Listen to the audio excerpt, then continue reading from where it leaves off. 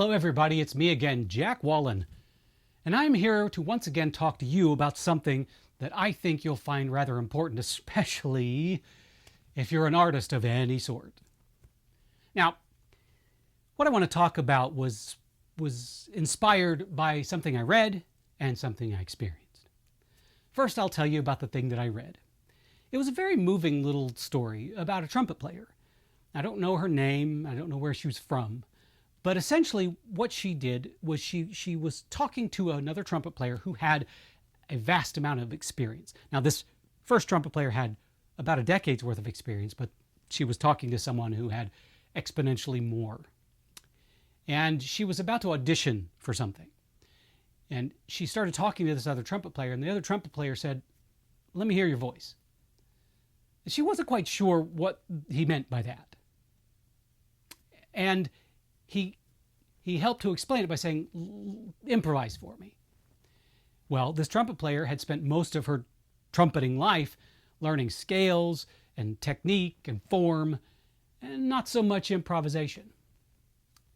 What she didn't really understand was that the other trumpet player was trying to get her to play in her specific, unique voice. So she eventually complied and tried to improvise a little bit. And it was then that she realized that all of that pounding into her head, the theory and the form and the techniques was great, but she didn't have her voice yet. Now, the experience. I have been taking voice lessons now for quite a while. I shouldn't say it like that. I've taken voice lessons before, long time ago, but I wasn't really serious about it. And there were a lot of things in my way. One of the things was that I was approaching voice lessons as if I already knew what I was doing, and I just needed someone to say, you're doing this wrong, and this wrong, and this wrong. That was the wrong way to approach it, especially for somebody who earlier on in his career got some really bad advice from other voice teachers. So this time around, I approached my voice lessons as if I didn't know anything, nothing at all. So I was pretty much a blank canvas for my voice teacher. Now, fortunately, me and my voice teacher speak the same language. So she really knows how to get the best out of me, whereas a lot of the other voice teachers didn't, and I didn't really learn a whole lot from them. So anyway, about 6 months into my voice lessons, one of the things that I realized was that I had been trying to imitate other singers. I had been trying to develop a typical Broadway voice. That might work for somebody who has a typical Broadway voice, which I don't. And all of a sudden, thanks to this realization and some wonderful, inspiring words from my voice teacher, I realized that what I needed to do was find my voice. I cannot stress how important that is. Not just for singers or trumpeters, for all artists. Right? Let me ask you something.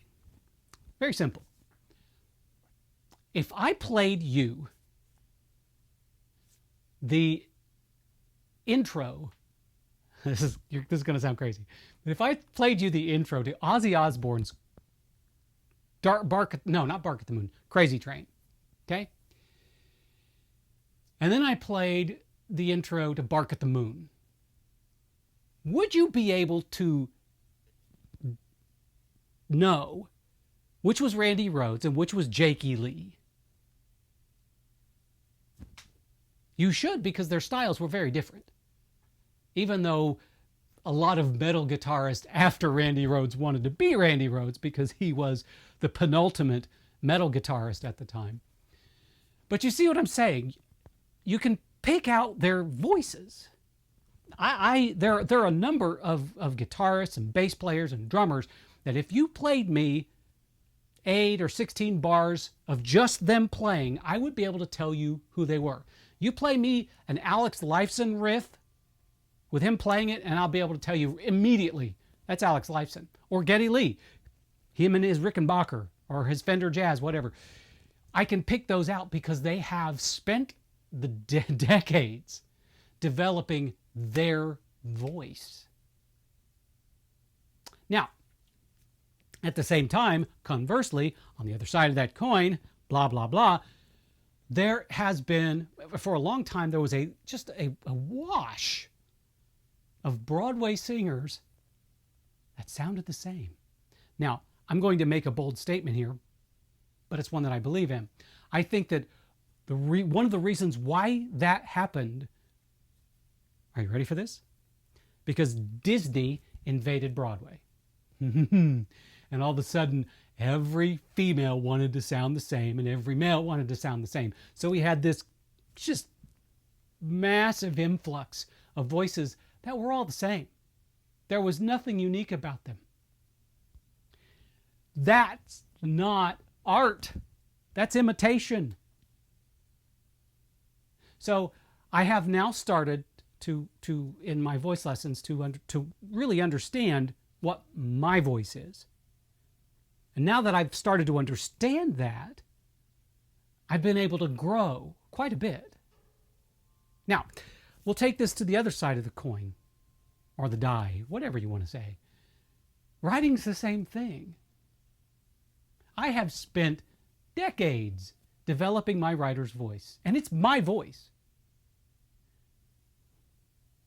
There are a number of readers out there who read my work and can tell you right away if it's something that I've written because of my style, because of my voice. If you are a writer and you are trying to imitate these famous writers that have come before you, you are not only doing them a disservice, you're doing you a disservice. Here's the thing. When you develop your own unique voice, be it as a writer, as a singer, as a guitar player, a trumpet player, a dancer, whatever, you're creating something that is so uniquely you that no one else can do it. Sure, there might be people that try to imitate it, but they're not going to succeed totally because that voice is yours. And it comes through your filters. Every moment that you have experienced in your life comes together to help you form that voice. All of your opinions, your ideals, your ideas, your faiths, your everything comes together to create that voice. All of the crap that I experienced as a child, it was a really, really rough childhood. All of that helps to create my voice. The bad stuff, the good stuff, the neutral stuff, everything.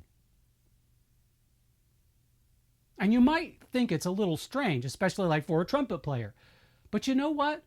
All of that stuff that person has experienced helps to define their emotional life. And all art grows. It sprouts from an emotional life.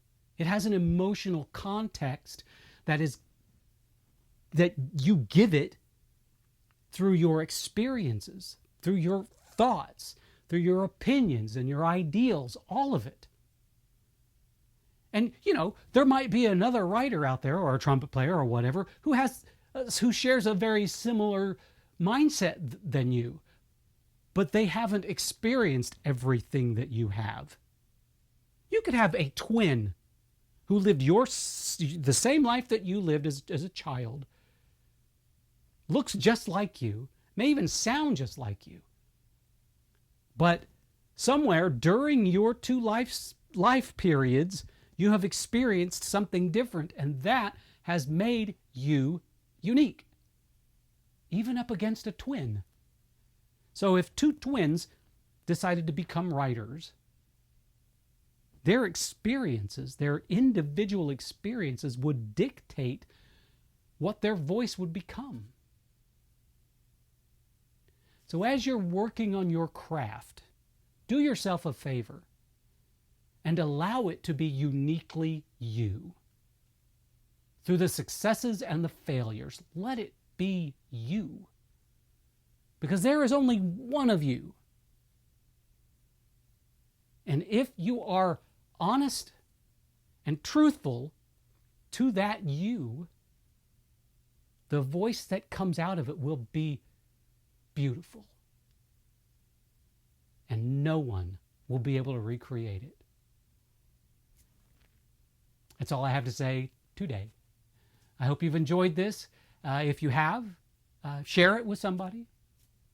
Because, sharing's caring. And subscribe if you like. If you don't worry about it. I'll still be here, whether you hit that subscribe button or not. Thank you. Thank you so much for taking the time to listen to me and let me share my thoughts with you. And I hope that you have an absolutely wonderful day.